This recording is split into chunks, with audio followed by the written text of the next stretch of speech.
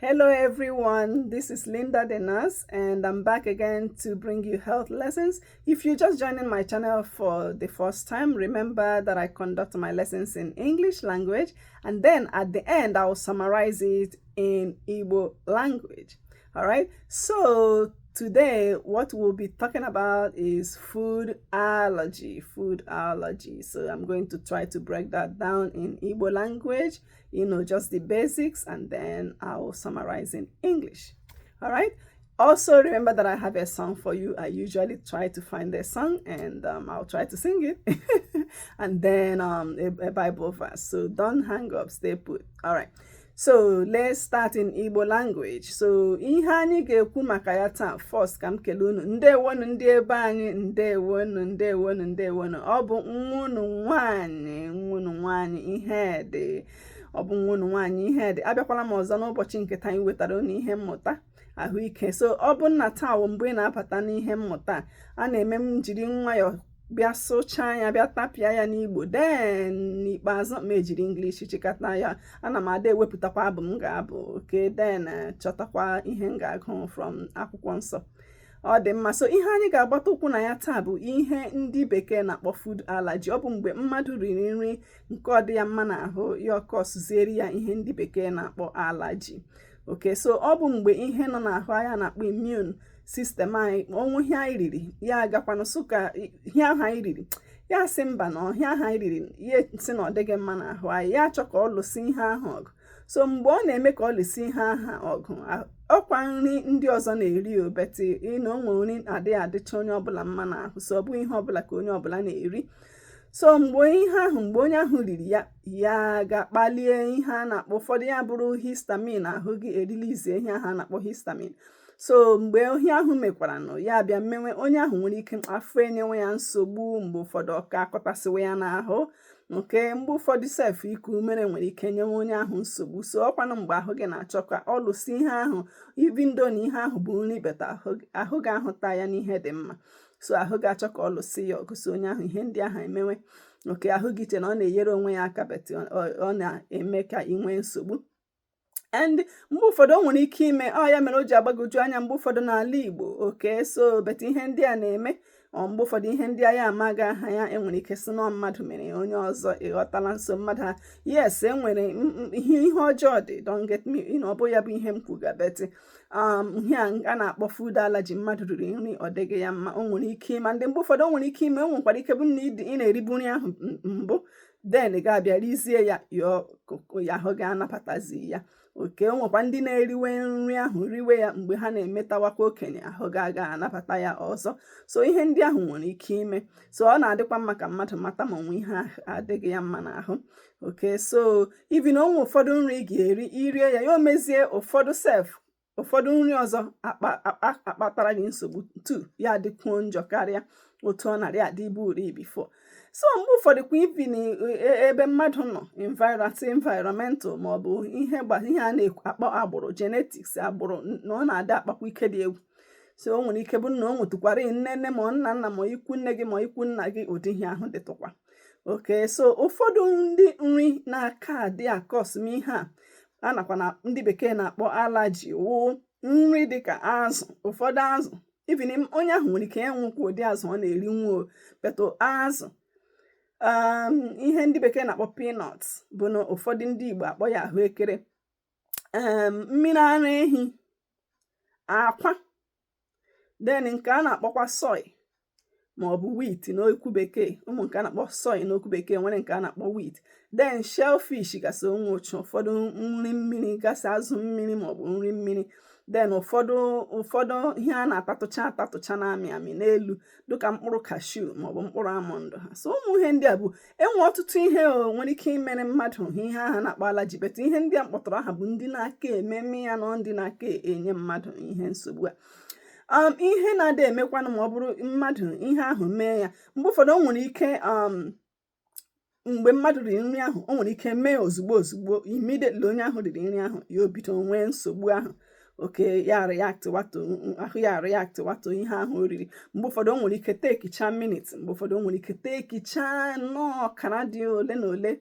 Oke, o nwere ike take hours. Okay, so mgbe ụfọdụ abịa sị na enwe moderate, ya ghọtala, makwanụ serious, so enwere ike ka mkpọrọ ya moderate, like onye ahụ nwere ike rie ihe ahụ ọka na-akọtasị ibe, o nwere ike ọnụ ya ọka akọtasịwa ya n'ọnụ ya, ghọtala, maọbụ ahụ ya akọtasịwa ya ọkụ, maọbụ ihu ya abịa zaa aza, ịghọtala, even maọbụ ihu maọbụ anya nwere ike bịa zaa, ihe ya bịa ghakasị onye ahụ n'ahụ, o nwere ike onye ahụ afọ abịa na-eme ka afọ ọ na-arụrụ ya, ịghọtala, maọbụ afọ a na-enye ya nsogbu, na-afụ ya ụfụ.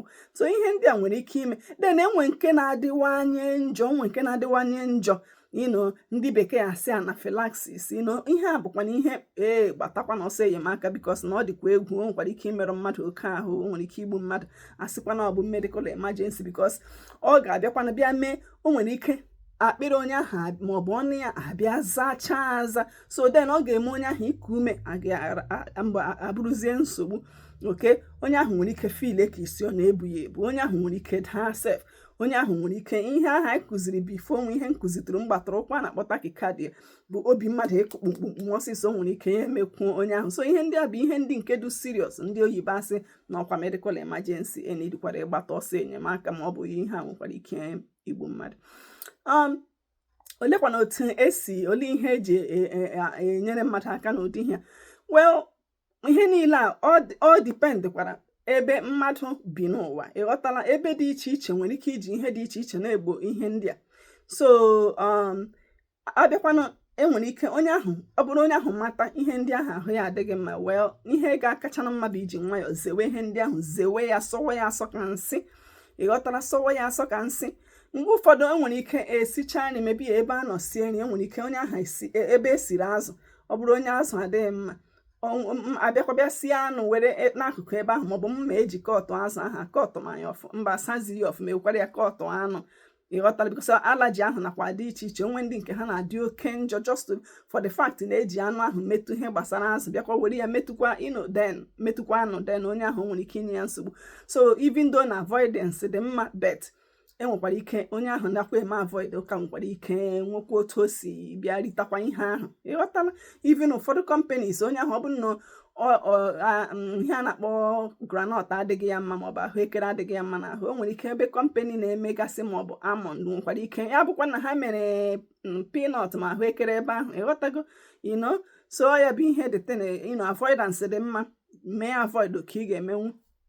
Then ụmụ ihe ọgwụ a na-akpọgasịcha antihistamine mmadụ nwere ike na-aṅụ, enwegasịkwa ọgwụ ụmụ nke a na-akpọ Benadryl, so ọ bụrụ onye ma na ọ na-enwegasị allergy aha, especially ọ bụrụ nke dịtụwara mild, ịghọtala, adịghị oke serious, ịṅụ ọgwụ allergy ahụ maọbụ Benadryl ahụ, ọ ga-eyi aka, ịghọtala, onye ahụ enweta onwe ya. Then enwekwa ihe a na-akpọ oral immunotherapy dependent, a na-ada atanye ya n'ọnụ, dọkịta onye ahụ ga-ahịa enye ya ahụ ya ọ na-atanye, but like I said, o dependere ebe onye ahụ nọ. Ọ bụrụ onye nidiri oxygen, onye ahụ ga-anọzi n'ụlọ ọgwụ, ịghọtala. Then EpiPen bụ ọ bụrụ onye ma na ọ na-enwe that serious allergy and o nwere ike result ọtụtụ nke ọjọọ ahụ a na-akpọ anaphylaxis, onye ahụ kwesịrị ị na-ebu EpiPen ahụ na-akpa ya ebe ọbụla ọ na-aga. Beta EpiPen ahụ onye dibịa bekee ga-enye gị akwụkwọ ị ga-eji gaa nata ya n'ebe ndị chemist, ịghọtala. Again, o dipendere ebe ị nọ n'ụwa, gburugburu ụwa, dipendere otu ị ga-esi nweta ya. Ole gasịkwa na ụfọdụ ihe a ga-eji chọpụta na ma mmadụ nwere ihe allergy a. Wele enwegasị allergy test dị iche iche, enwe blood test dị iche iche, enwekwa nke a na-akpọ skin prick test a na-ete echeki excuse me. Then enwe ihe a na-akpọ food challenge, abịa mee introduce nri ahụ, lee ma onye ahụ ya ọ ga-enabata ebete. A na-ada eme n'ebe onye dibịa, ọ bụ ihe mmadụ ga-eji ọsọ nọrọ n'ụlọ ya sị enwe ma ihe gbasara ihe shrimp na-adị m mma, nta ya ọnụ m aza, ọ bụ ihe ị ga-ebịa try wa by yourself, so ka ijiri nwa menwe introduce. But onwe ndị na-ada eme ya kpa food challenge, onwe ndị na-ada eme ya beta na-eme na nke onye dibịa bekee. Ihe ndị a doro anya, jiri nwayọọ nwayọọ mewe introduce, lee ma ahụ ya ọ ga-emecha nabata ya, beta ọ bụ ihe mmadụ ga-eme n'ụlọ ya, ịghọtago. Onwe ihe a na-akpọ statistics, ihe enyocha na-abịa hụ na ihe a na-akpọ allergy ọ na-eme ọtụtụ ndị mmadụ asị 11% of ụmụaka. That's a lot, right?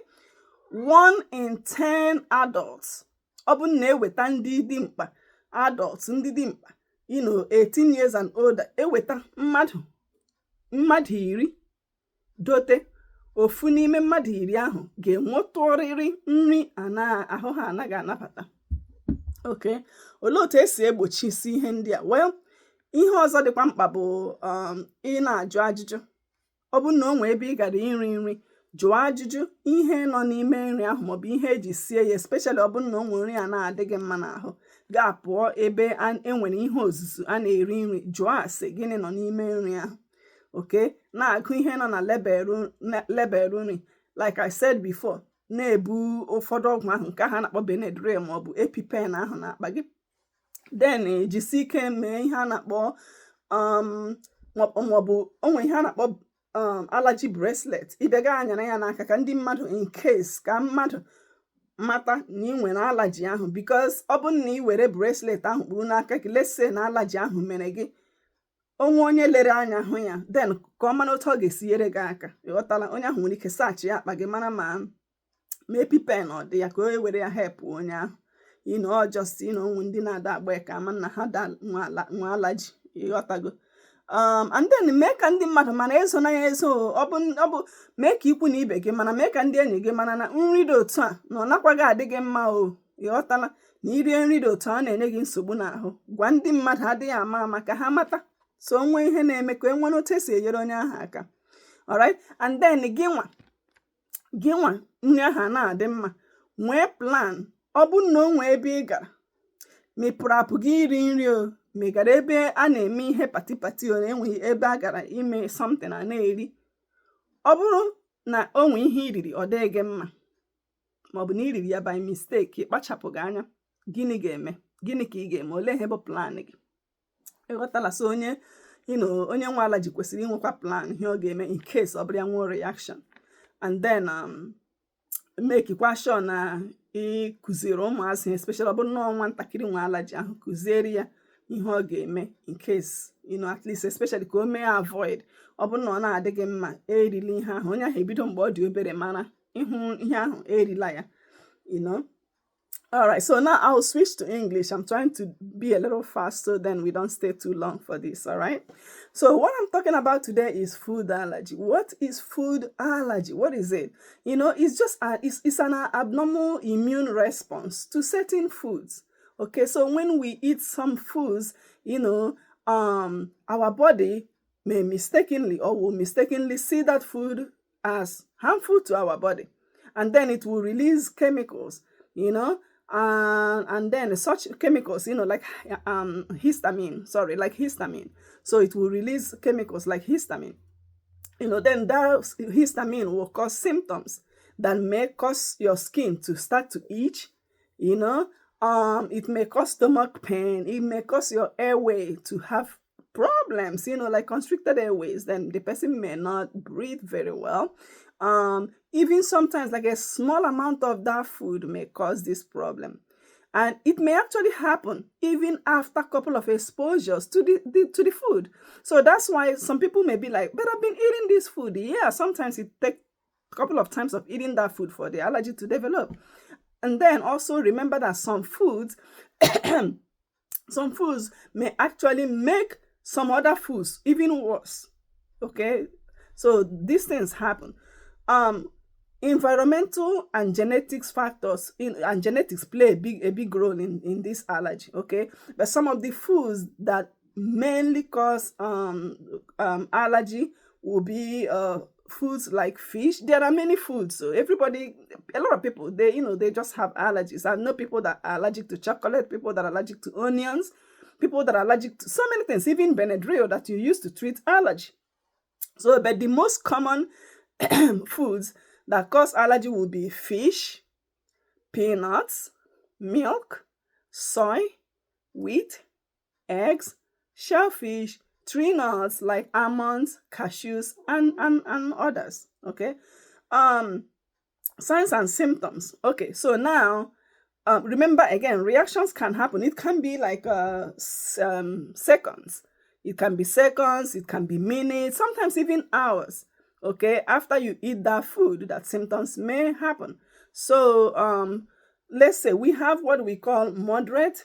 Okay, and then we have like serious, signs and symptoms. So let's say for moderate, sometimes it will be like itchy skin, sometimes the mouth will start to itch. There may be swelling of the lips, swelling of the face, swelling of the eyes, okay? Rashes everywhere. Some people may have nausea and vomiting or stomach pain. So then more serious signs and symptoms, we call it anaphylaxis, okay? That's a medical emergency. So that can actually result to throat and the tongue and the throat, swelling, difficulty breathing, sometimes dizziness, fainting, passing out, and then also what is known as tachycardia. Remember last time I talked about tachycardia, rapid heartbeat. So sometimes that may also result. All right. What are some of the treatments for allergies? Well, if possible, try to avoid the food. Okay, so that would be one of the main things, is try to avoid. Sometimes it's not easy to avoid, but just try as much as possible to avoid that food.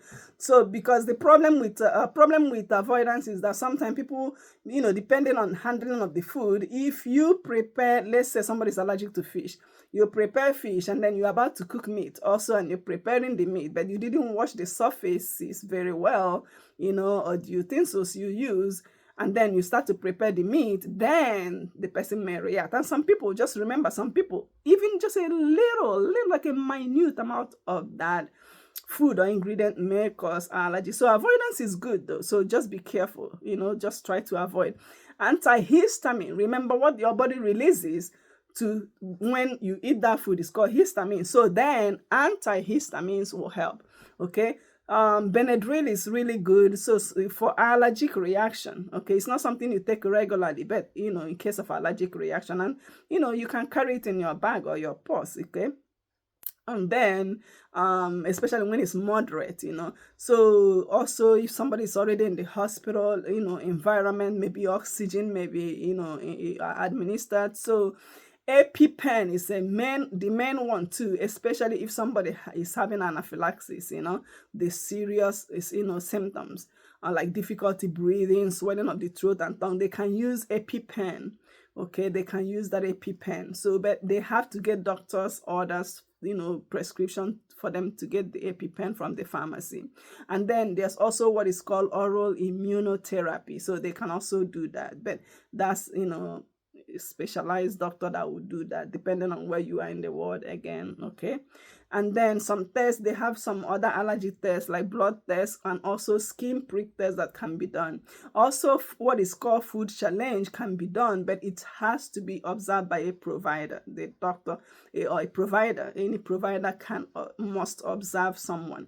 Food challenge is not something you just do on your own, okay? So food challenge is when they introduce that particular food that the person is allergic to, introduce bit by bit each time until the body is used to that. But remember, this can cause allergic reaction or even anaphylactic shock or anaphylaxis, okay? So so that's why it's important that there's a provider there. Now I'll talk to you a little bit about statistics. 11% of children, they have food allergies. 1 in 10 adults, that's a lot, okay? And let's say 48% of food allergy adults report onset in adulthood. Yeah, I actually know some people, it's like they used to eat something, now they are in their adult, years, and then all of a sudden food allergies start. So it happens. Again, prevention, remember, ask questions about the ingredients in food if you're allergic to certain things or ingredients of food, okay? Ask questions when you go out somewhere to eat, all right? Or if you're eating out, ask questions. What did they use to prepare this food? What ingredients, all right? Read food labels, carry the EpiPen, carry Benadryl.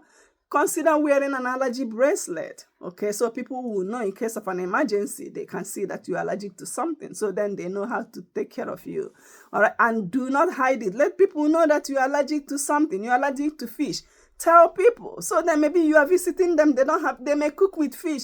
Like I know some Igbo people, or Nigerians, they cook, or Africans, they cook with crayfish, okay? When you grind that and put it in food, people will not know that there's fish in there. So somebody that's allergic to things like that, they seafood, they may react to that. So that's why it's important talk to people, talk to your friends to let them know that you have that allergy, so you don't eat that food in error by mistake, okay? And also, you have the allergy, you have to have a plan in case of a reaction. Have a plan. What are you gonna do if you somewhere and you start to have that allergic reaction? Do you have a plan in place? What's your plan? What are you gonna do? All right, so it's important to look into these things, all right? And also to educate children. If you have a child with food allergy, educate them so they know what to do in case they are having that allergy, and also for them to be able to avoid that food. All right. Now, the Bible verse for today, 1 Corinthians 10:31. Whether therefore ye eat or drink or whatsoever you do, do all to the glory of God. Now I'm going to sing a song. I'm going to try. Let's see. I just wanna speak the name of Jesus over every heart and every mind. 'Cause I know there is peace within your presence. I speak Jesus. Your name is power. Your name is healing. Your name is life. Break every stronghold. Shine through the shadows. Burn like a fire. All right, so that concludes my lesson for today. Please do not miss my next lesson. I'll find a very good topic. I'll find a Bible verse and I'll find a song. All right. Take care. Que mesia.